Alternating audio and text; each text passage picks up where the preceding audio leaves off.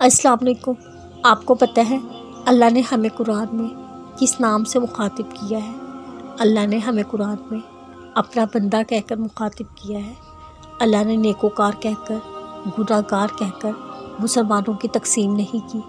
اللہ نے آپ کو، مجھے، ہم سب کو قرآن میں کہا ہے میرے بندے۔ اللہ کے بندے کون ہوتے ہیں؟ جن سے گناہ ہو جائے فوراً توبہ کر لیتے ہیں، جنہیں دور ہو جانے کا احساس ہو جائے فوراً اللہ کی طرف لوٹ آتے ہیں، جن کا یقین آزمائش میں ٹس سے مس نہیں ہوتا، جو دعاؤں پہ شک نہیں کرتے۔ اللہ کے بندے وہی ہوتے ہیں جو اللہ پر ایمان رکھتے ہیں۔ اور پتہ ہے وہ کیسا ایمان رکھتے ہیں؟ ایسا ایمان ان کے لیے اللہ سے بڑھ کر کائنات کی کوئی شے نہیں ہوتی۔ ان کا جینا بھی اللہ کے لیے ہوتا ہے اور ان کا مرنا بھی۔ آپ نے کبھی نہیں سوچنا اللہ آپ سے پیار نہیں کرتا۔ اللہ ہر اس انسان سے پیار کرتا ہے جو گناہوں کے باوجود بھی توبہ کرنا نہیں چھوڑتا۔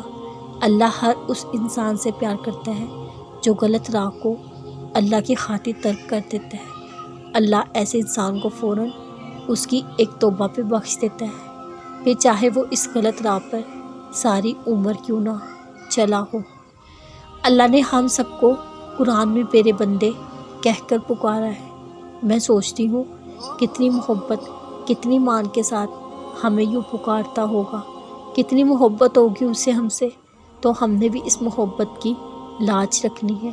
ہم نے بھی اب اس کے بندے بننا ہے، اس کے بندے بن کر ہی جو کرنا ہے سو کرنا ہے۔ اللہ کی راہ پر چلنے کا مطلب یہ نہیں ہم سے گناہ نہیں ہوں گے۔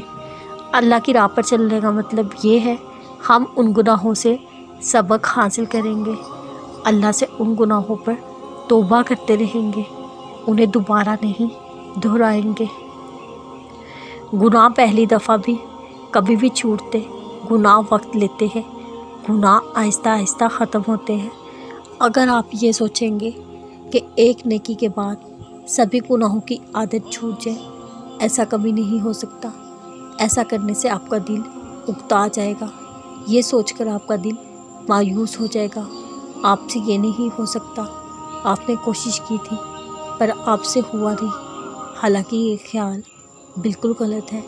اتنے سالوں کے روح میں رچے بسے ہوئے گناہ 1 یا 2 مہینوں میں کیسے ختم ہو سکتے ہیں؟